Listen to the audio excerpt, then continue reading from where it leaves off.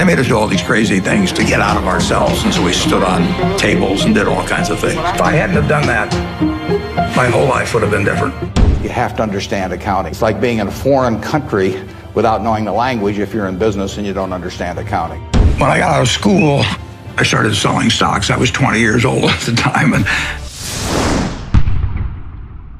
need motivation? Watch a top 10 with Believe Nation. What's up, Believe Nation? It's Evan. I believe in you, and this channel is designed to be a part of your daily success routine. So let's get your motivation to a 10 and get you believing in you. Grab a snack and chew in today's lessons from a man who went from being interested in investing at an early age, then going on to selling newspapers and pinball machines, to becoming one of the world's most successful investors and richest people on the planet. He's Warren Buffett, and here's my take on his top 10 Rules of Success, Volume 3.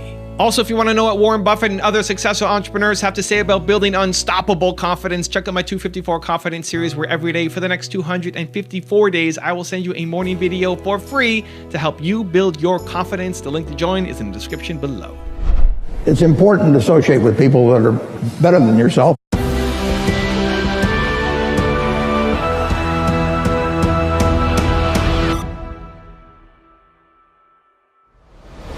Okay, let's kick it off with rule number 1. Love the game. the allowance when I was a little boy was a nickel a week, but I liked the idea of having a little more than a nickel a week to work with, and I went into business very early. I started selling Coca-Cola door to door. I sold gum door to door, or sold Saturday Evening Post, Liberty Magazine, Ladies Home Journal, you name it. I think I enjoyed the game almost right from the start. But I like being my own boss. That's one thing I liked about delivering papers. I could arrange the route I wanted. Nobody was bothering me at 5 or 6 in the morning.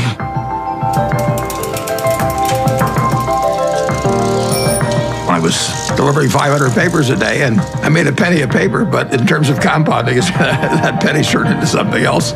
Rule number 2, understand accounting. People ask me what they should take in business school or even if they don't go to business school, what they need to know before getting in business. And I tell them, you have to understand accounting. It's the language. I mean, it's like being in a foreign country without knowing the language if you're in business and you don't understand accounting. So you want to get as comfortable with that as you are with the English language. It's made me a lot of money because I listened to what Ray Dean had to say 53 or 4 years ago, and have been able to understand what I was seeing on pieces of paper, what that told me about businesses, and the limitations of what it told me about businesses. Rule number 3, delight customers. Henry Ford, as you may know, failed twice before he started the Ford Motor Company in 1903. I mean, the test isn't whether you get the greatest business idea in the world the first time out.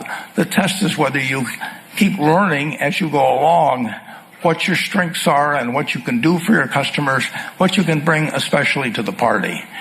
And to do that, you need a genuine desire day in, day out to delight the customer. I've never seen a business, and I've seen a lot of businesses, but I've never seen one that delights the customer that doesn't succeed. I mean, what you want is that customer the next day when they think, do I want to rent a car or do I want to buy some furniture? What goes through their mind? It's the place where they've had a great experience. I don't know what I paid for this type. Actually, probably if somebody gave it to me, but for the purposes of this speech, I will say I have no idea, but or the shirt I'm wearing, but I do know, I will remember how I was treated when I bought it. I mean, you long forget about the price, but you never forget whether you had a good experience or a poor experience with the purchase experience. Rule number 4, conquer your fears. Somebody once said that the chains of habit are too light to be felt until they're too heavy to be broken. I had been terrified of public speaking. I couldn't do it. I'd throw up. And I knew if I didn't cure it then, I'd never cure it. And so I saw an ad in the paper for the Dale Carnegie course, which worked on developing your ability to speak in public. And I went down there. Be sincere. A good smile has the same effect as a puppy's tail. When a puppy wags... They made us do all these crazy things to get out of ourselves, and so we stood on tables and did all kinds of things.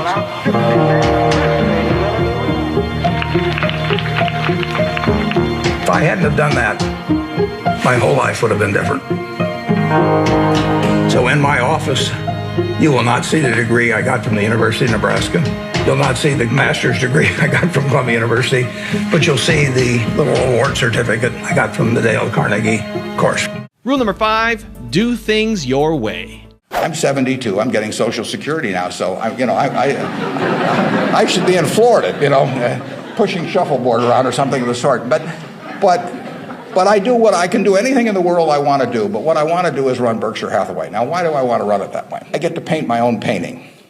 I go down there every day, and I feel like Michelangelo. They're working on the Sistine Chapel or something. Nobody else may think it's a great painting, but I get to paint my own painting. I do not have people second guessing me.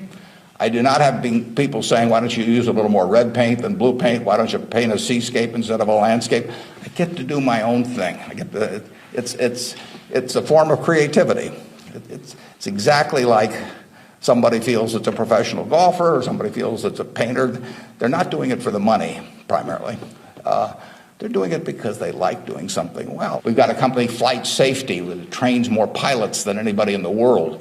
Flight Safety is run by an 85-year-old man, Al Yulshi. Al started the company with $10,000 in 1951.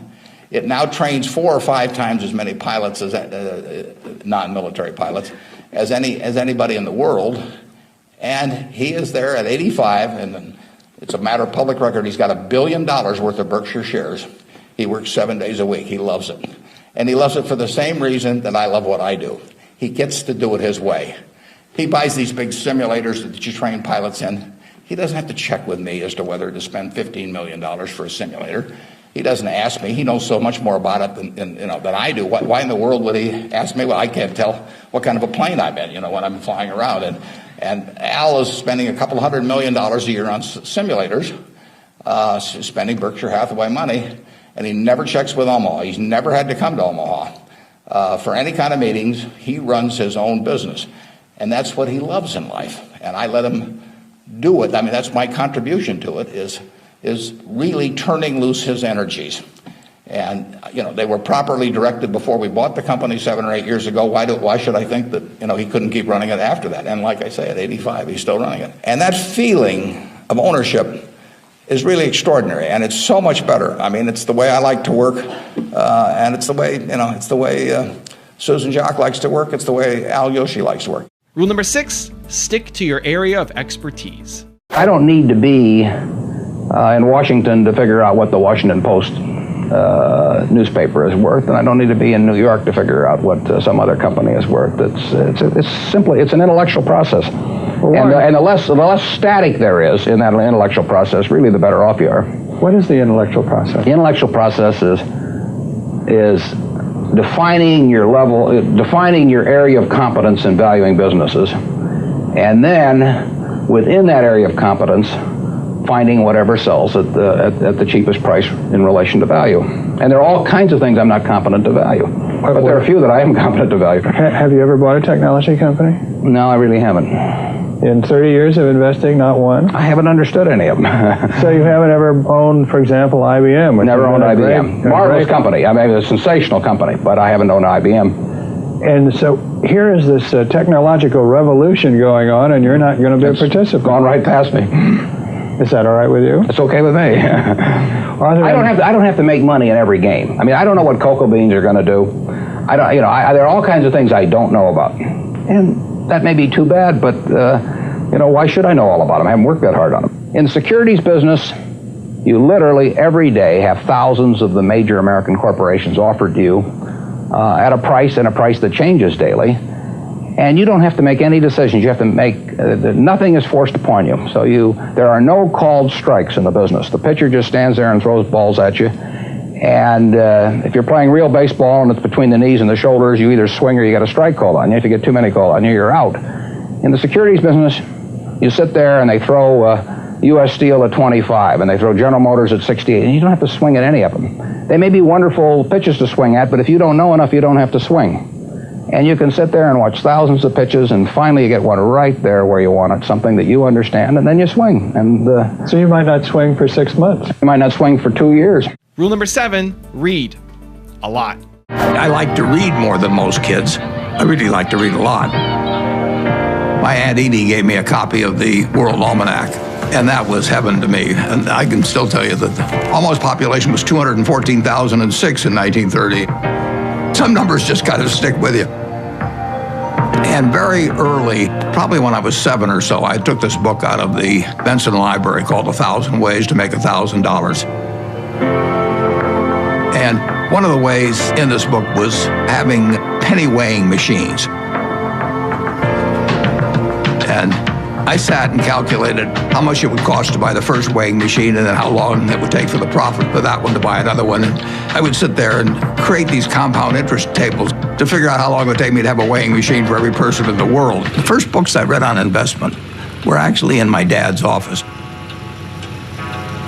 Pretty soon I read all the books in the office and read some of them more than once. A few years ago, I went to Amazon, and sure enough, they had this manual there. So, while reliving my youth, other guys were going to Amazon probably and buying old Playboys or something, but I bought old Moody's manuals instead. And when I got out of school, I started selling stocks. I was 20 years old at the time and looked about 16 and acted about 12. So I was not the most impressive salesperson anybody ever met. But what I would do was I went through page by page looking for possibly undervalued stocks. Rule number 8, maintain a good reputation. Leadership at Berkshire really consists of taking a bunch of people who, in a baseball analogy, would be 400 hitters and just handing them the bat and just telling them to get up their plate and take a big swing. There's very little to it beyond that. One thing I do is I send them a letter. The only thing I tell them, and this letter, which went out January 20th, 2003, it says it's been 2.5 years since my last memo. Now, how many big companies do you have? The managers out there been 2.5 years since they've heard from the home office. It's been 2.5 years since my last memo. Here are a couple things to keep in mind. And number one, and this is number one every time, this doesn't change. It won't change 2 years from now or 4 years from now or 6 years from now. Number one, we can afford to lose money, even a lot of money. We cannot afford to lose reputation, even a shred of reputation. Let's be sure that everything we do in business can be reported on the front page of a national newspaper in an article written by an unfriendly but intelligent reporter. In many areas, including acquisitions, Berkshire's results have benefited from its reputation, and we don't want to do anything that in any way can tarnish it. Last year, Berkshire was ranked by Fortune as the 4th most admired company in the world. This year, we were 3rd in the United States. They just published it. It took us 37 years to get there, but we could lose it in 37 minutes. And that's the message. I mean, we can lose money. It does, nicer to make money, but we'll figure out ways to make money. But we can't lose a shred of reputation because you don't get it back. And you can, I said 37 minutes, but you can lose it a lot faster than that. You can lose it in 5 minutes. Rule number 9, be the person you want to be. If you look around you at the people you admire, they have certain qualities. I mean, you've got friends. Why do you like them? Generally, generally they have an upbeat attitude on life. Generally, they are generous people. They're humorous people. They're people that do more than their share. They're people that are thinking about something nice they can do for you.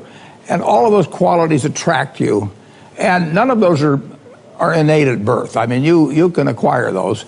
And then there's other people that turn you off, and they have habits. They take credit for things they didn't do. They don't show up on time, whatever it may be. They're a little dishonest about things.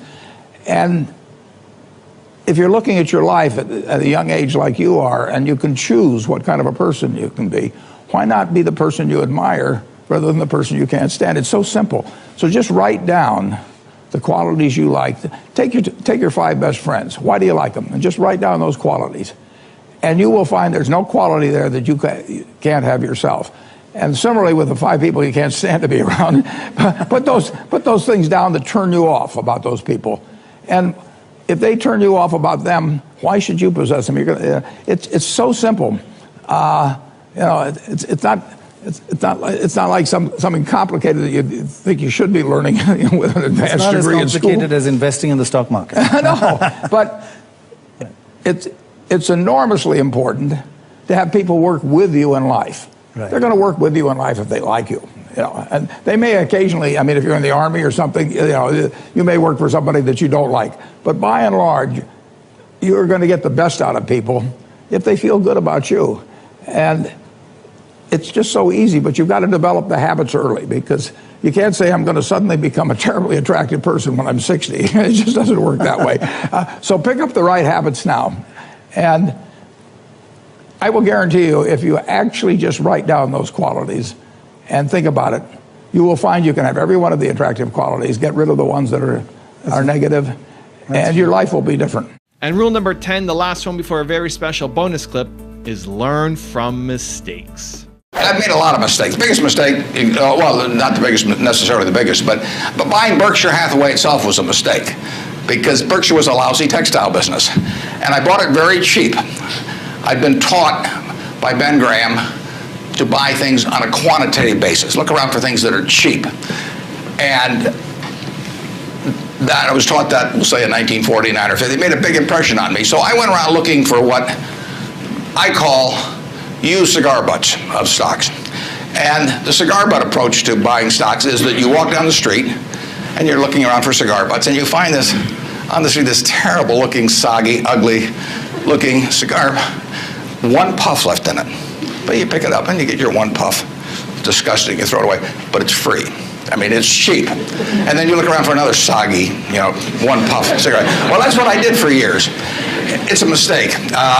Although you can make money doing it, but you can't make it with big money. It's so much easier just to buy wonderful businesses. So now I would rather buy a wonderful business at a fair price than a fair business at a wonderful price. But in those days, I was buying cheap stocks. And Berkshire was selling below its working capital per share. You got the plants for nothing. You got the machinery for nothing. You got the inventory and receivables at a discount. It was cheap. So I bought it. And 20 years later, I was still running a lousy business, and that money did not compound. You really want to be in a wonderful business, because the time is the friend of the wonderful business. You keep compounding, it keeps doing more business, and you keep making more money. Time is the enemy of the lousy business. I could have sold Berkshire, perhaps liquidated it, and made a quick little profit, one puff. But staying with those kind of businesses is a big mistake. So you might say I learned something out of that mistake, and I would have been way better off taking what I did with Berkshire is I kept buying better businesses. I started the insurance business, See's Candy, the Buffalo, all kinds of things. I would have been way better doing that with a brand new little entity that I'd set up rather than using Berkshire as the platform. Now I've had a lot of fun out of it. I mean, everything in life seems to turn out for the better, so I don't have any complaints about that, but it was a dumb thing to do. I went into U.S. Air. I bought a preferred stock in 1989. As soon as my check cleared, the company went into the red and never got out. I mean, it was really dumb. I mean, I've got an 800 number I call now whenever I think about buying an airline stock. I call them up any hour that, fortunately, I can call them at 3 in the morning, and I just dial and I say, my name's Warren, I'm an aeroholic, and I'm thinking about buying this thing, and then they talk me down. I mean, it takes hours sometimes, but it's worth it, believe me. If you ever think about that buying an airline stock, call me and I'll give you the 800 number, because you don't want to do it. But we got lucky in terms of how we eventually came out on it, but it was a dumb decision, all mine. Now I've got a really special bonus clip from Warren on how to find your gift that I think you're going to really enjoy. But before that, it's time for the 3-point landing questions. Time to move from just watching another video to actually taking action in your life or your business. And if you're feeling bold, leave your answers in the comments below. Here we go. Question number 1. What is the biggest fear that you need to conquer? Number 2, what would the person that you want to be do about this fear? And number 3, what will you do today to conquer that fear in some small way?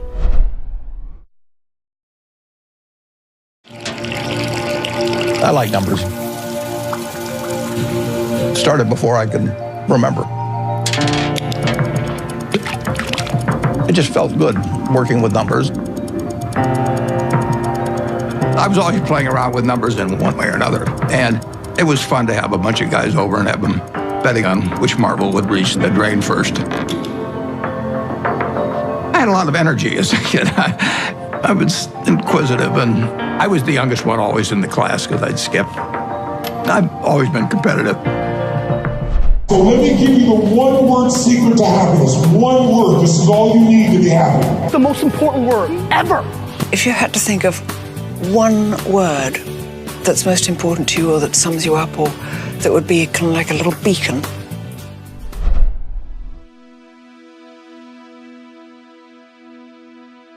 If you want more Warren, check out the 10 mind-blowing facts about Warren Buffett video that I made. The link is right there next to me. I think you'll enjoy it. Continue to believe, and I'll see you there. And the only diploma I have in my office is the Dale Carnegie diploma. But the Dale Carnegie is up there because that changed my life.